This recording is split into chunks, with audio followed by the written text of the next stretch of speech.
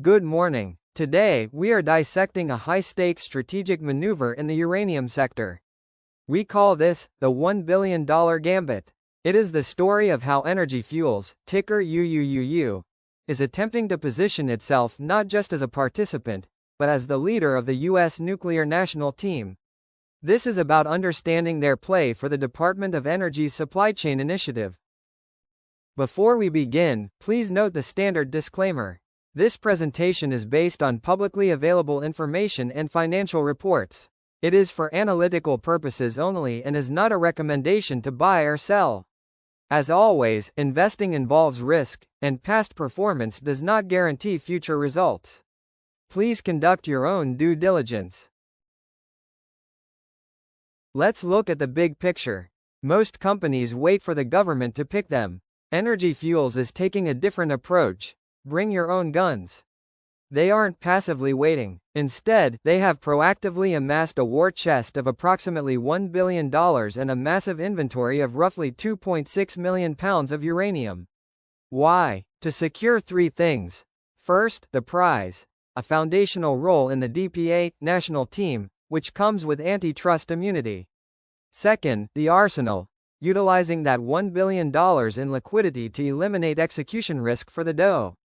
And third, the endgame, to become the primary recipient of DPA Title III funding, securing guaranteed price offtake agreements. So, what is this national team? It is a strategic alliance under the Defense Production Act. The goal is a secure domestic chain: mining, enrichment, processing, and recycling.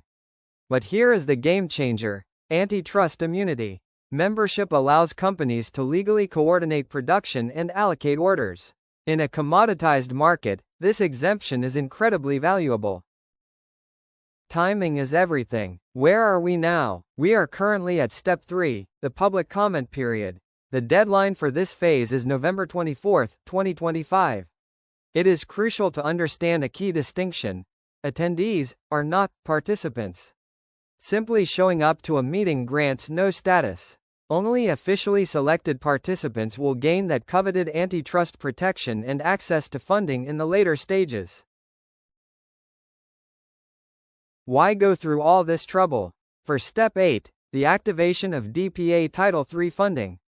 This is where the government opens its wallet. We are talking about 1. Government direct procurement. The DOE becomes a direct buyer. 2. Expansion subsidies, cash to scale up production. And 3. The most important one for investors, guaranteed price contracts. These lock in pricing and remove market volatility, effectively de-risking the business model. Energy Fuels is not alone, but they have a specific lane. The landscape includes players like Centrus Energy in enrichment, and Cameco and BWXT in processing. However, Energy Fuels is positioning itself as the strong contender in the critical first step, mining. The key takeaway here is that while they face competition, their strategy is designed to set them apart from the pack. This slide captures the essence of their strategy. Bring your own guns to join the team. While competitors might approach the DOE with blueprints and funding requests, asking for money to start, Energy Fuels is saying, "We have the cash. We have the physical inventory. We have the production capacity. Select us, and we can start immediately." They are trying to solve the government's problem on day one. Let's break down their arsenal. Part 1 is the war chest. They have roughly $1 billion in total liquidity. This consists of approximately $700 million from a recently closed convertible note financing, plus about $300 million in existing liquidity.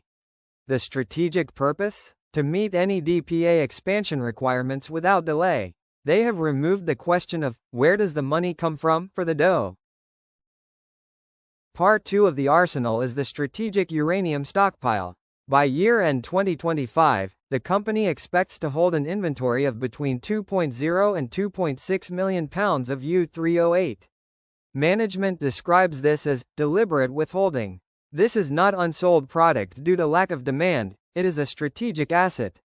They intend to use this inventory as a bargaining chip to secure those guaranteed price contracts we discussed earlier. Here is the summary of their execution readiness. They have the $1 billion war chest. They have the 2.6 million pounds of physical inventory.